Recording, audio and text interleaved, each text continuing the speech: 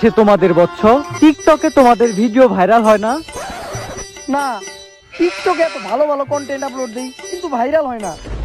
এইটাই তো সমস্যা, টিকটকে কন্টেন্ট দেওয়া যাবে না। তুমি কি পুরুষ? হ্যাঁ, একজন পুরুষ কখনোই টিকটকার হতে পারে না। তুমি কি সেলিব্রিটি টিকটকার হতে চাও? হ্যাঁ, তাহলে তোমার পুরুষাঙ্গ কেটে নাও। আর মনে রাখবা, একজন আদর্শ টিকটকারের মধ্যে 3টা বৈশিষ্ট্য থাকে: প্রতিবন্ধী, প্রতিবন্ধী আর প্রতিবন্ধী। এখন যাও, টিকটকে ফালতু কন্টেন্ট আপলোড দিয়া পুরা টিকটক কাঁপিয়ে দাও। আচ্ছা টিকটক বাবা, এখনই যাইতাছি।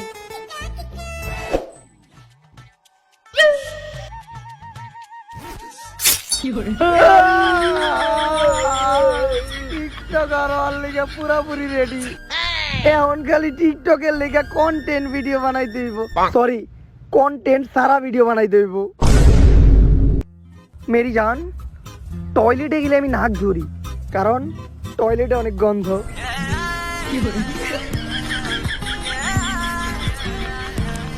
দেই দেই দেই দেই দেই, একেবারে ফালতু ভিডিও হইছে, এটা শিওর টিকটকে ভাইরাল হইব। তাইলে আপলোড দিয়ে দেই। মেরি জান, টয়লেটে গেলে আমি নাক ধরি, কারণ টয়লেটে অনেক গন্ধ। সেই রকম ফালতু টিকটক তো পুরাই অস্থির। আমি তো দীপু ভাইয়ের বিগ ফ্যান। আরেকটা ভিডিও চালা।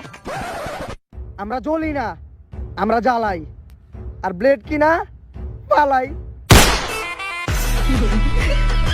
কোনো কন্টেন্ট নাই, তাও কিন্তু মারাত্মক কন্টেন্ট। একটা লাইক দিয়ে দে।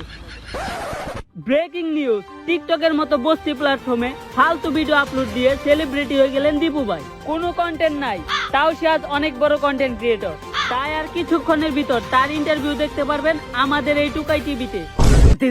বহু কষ্টের পর একটা রিপোর্টারের চাকরি পাইছি, কিন্তু কপাল এতই খারাপ, প্রথম ইন্টারভিউ নিতে হইবে টিকটকারের। আরে কাকা, ও তো একজন সেলিব্রিটি।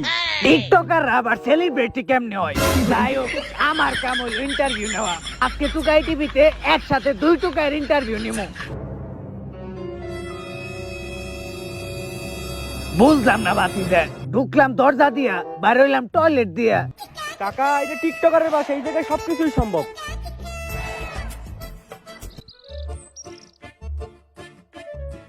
বাতিজা, এরা কারা? ফুলের মালা দিয়ে সাজিয়ে রাখছে, এরা কোনো বড় বীর পুরুষ নাকি? কাকা, বীর পুরুষ তো দূরের কথা, এরা তো পুরুষই না, এরা সব ইন্ডিয়ার প্রফেশনাল টিকটকার।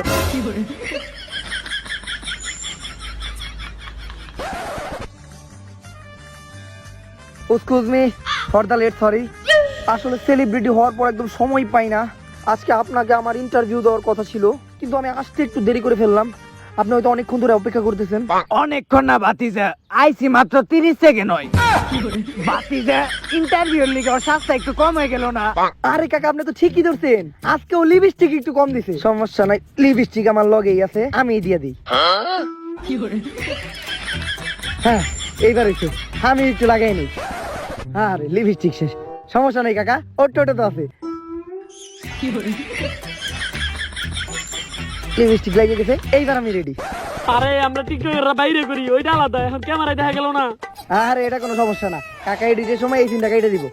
বাতিজা, লাইভ চলতেছে। কাকা, আপনি ইন্টারভিউ শুরু করেন। টুকাই টিভিতে আপনাদের সবাইকে স্বাগতম। আজকে আমরা ইন্টারভিউ নিতে আসছি বাংলাদেশের সবথেকে বড় টুকাই টিকটকার দীপু ভাইয়ের। তার সাথে আছে তারই জাতের টিকটকার প্রিন্স মনির 143। তাদের ভিডিওতে কন্টেন্ট বিন্দু পরিমাণে নাই, আর যারা বাংলাদেশের অনেক বড় সেলিব্রিটির ধারের কাছেও নাই। তবু আজকে আমরা তাদের ইন্টারভিউ নিতে আসছি। তো দীপু ভাই, আপনার কাছে আমার প্রথম প্রশ্ন, আমি শুনছি টিকটকাররা নাকি পুরুষও না মহিলাও না? আসলে এটা মানুষের একদমই ভুল ধারণা। অনেক মানুষ আছে যারা আমাদের এই টিকটকারদের হিজলার সাথে তুলনা করে, এইটা একদমই ঠিক না। হ্যাঁ, তাহলে হিজলাদের ছোট করা হয়। আসলে এটা মানুষের একান্তই একটা ভুল ধারণা। আজকে আমি লাইভে এটা প্রমাণ করে দিমু, যার জন্য আমি আমার মেডিকেল সার্টিফিকেট নিয়েছি, চেক করে দেখেন। বাতিজে, এই জায়গায় তো মেইলও না ফিমেলও না, ক্রস চিহ্ন দেওয়া। এই, আমি মনের ভুলে আমার অরিজিনাল মেডিকেল সার্টিফিকেট নিয়েছি। কালকে মেডিকেল থেকে টাকা দিয়ে ডুপ্লিকেট বানাইছিলাম, ওটা মনের ভুলে মেডিকেলে তুই